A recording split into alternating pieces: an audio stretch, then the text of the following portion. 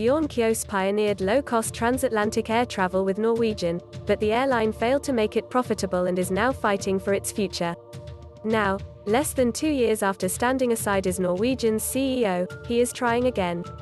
His new venture, Norse Atlantic Airways, aims to begin operations by the end of 2021. Together with well-known investors Bjørn Larsen and Bjørn Kise, Kjos unveiled the project in a press release. According to Dagens Næringsliv, Kjos will own 15% of the new airline. Kjos grew Norwegian from a small local airline to one of the largest low-cost airlines in Europe and a big name in long-haul aviation, especially across the Atlantic. Larsen brings experience as the founder of OSM Aviation.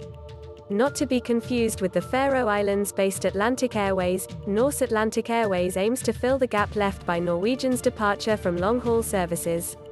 The new airline will even use the same aeroplanes, Boeing 787 Dreamliners, that Norwegian operated on its transatlantic routes, but there are no details yet on specific route plans. Will it succeed where Norwegian and many others have failed and create a sustainable business model based on low-cost, long-haul aviation? It's a tough ask. Norwegian's low fares were loved by many passengers, but a string of technical issues plagued the airline. In 2019, parts from the Rolls-Royce engines used in one of the Dreamliners fell onto an Italian town during flight. The airline also suffered from the global grounding of Boeing's 737 MAX fleet. However, the group behind Norse are confident they have what it takes to make it work.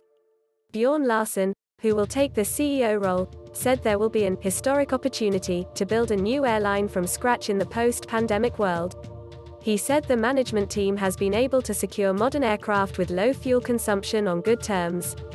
The surprise announcement of Norse means yet another airline enters the crowded aviation market in Scandinavia. Last year, startup airline Flyr announced plans to fly domestic routes in Norway and high-traffic routes from Norway to the Nordic countries and continental Europe from this summer. Meanwhile, European low-cost carrier WizzAir entered the Norwegian domestic market last year, although it closed its new base in Trondheim after just a couple months. The news spells more trouble for legacy airline SAS but also Norwegian, if the airline can survive its present financial crisis. Norwegian management is attempting to restructure the company under court protection in Norway and Ireland.